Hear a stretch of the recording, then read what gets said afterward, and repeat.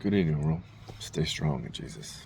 So I'm going to start this new series that's, I guess, the best way for me to come out with things that I've seen in my life, in my military career, all these things that just didn't smell right.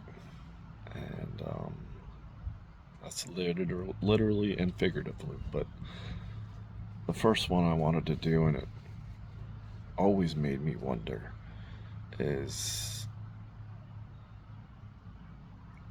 3 tours to Iraq, couple to Afghanistan. I always wondered how come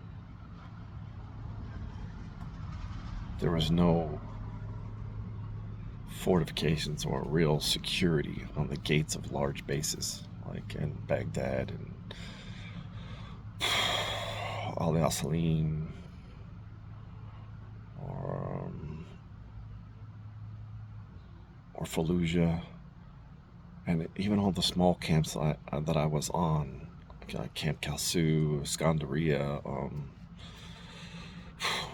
the power plant, and even Haditha Dam. They had entrenchments, they had patrols, except for suffering in Iraq when the army took over from the 2-4 Mu.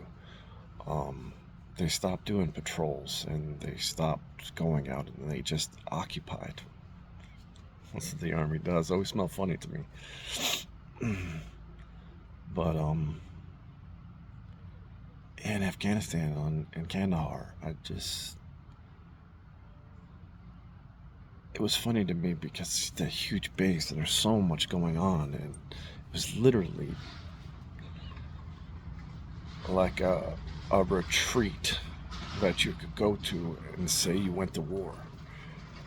And but I never saw any towers or any of that. So it always smelled funny to me, and I was just wondering if anybody else is seeing something different. I could be way off. I do know that we had the satellite capability just from standing, just for standing the CP watch and in Alticatum and or TQ, what we called it, and it was the coolest thing. I felt like I was some sort of like a super spy, like we never really used it. It was always on, and I would mess around with it, even though I was told not to, because really I was just there monitoring traffic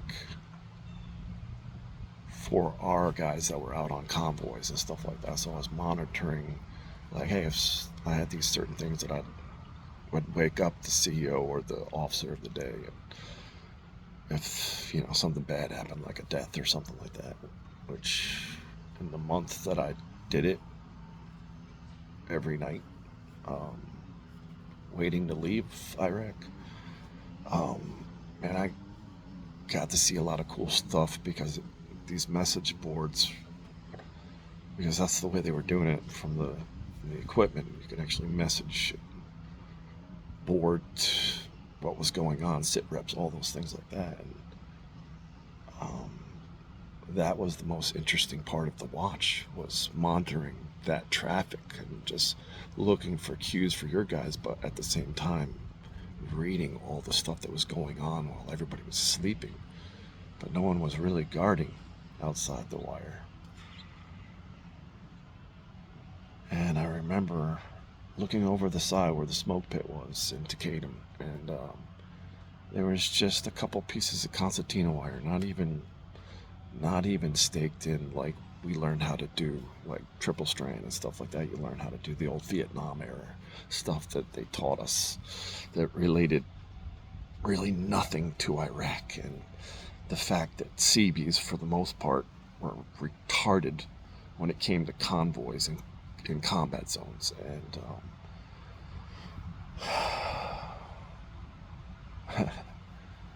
And then we just kept teaching him more of this stupid stuff, and it just never smelled right to me. And maybe I'm wrong. Jesus is the one that saved me, and I no longer worry about that war anymore. But I do worry about all those who haven't come home again. And if you truly want to do it, don't do it with drugs. Don't do it with therapists. Do it with Jesus. And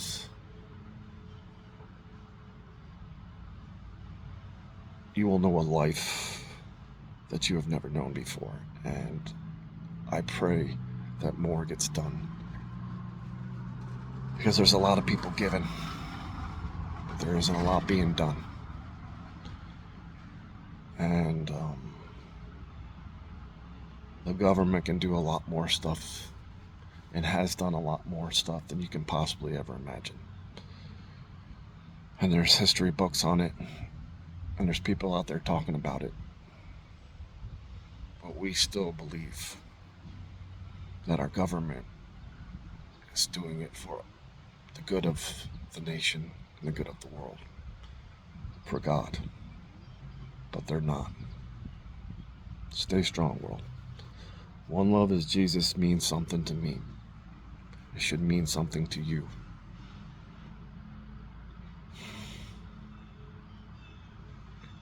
Have a good night. Talk to you on the next one.